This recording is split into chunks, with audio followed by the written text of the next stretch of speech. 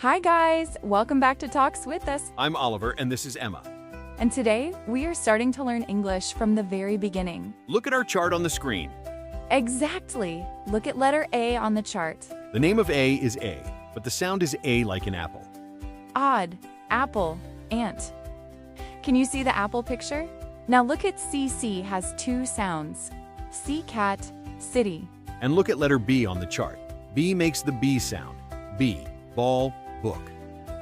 Yes, that one is confusing. Did you see? K sound in cat and S sound in city. Check the chart. D, dog. Okay, let's do three more. Look at D, E, F. F, a fish.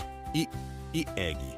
If your sound is correct, then spelling and speaking will become much easier. Very good. So remember, every letter has a sound. Homework. Today you need to learn 2 words for A to F. Use this chart to practice. Comment below and tell us which letter was the hardest for you.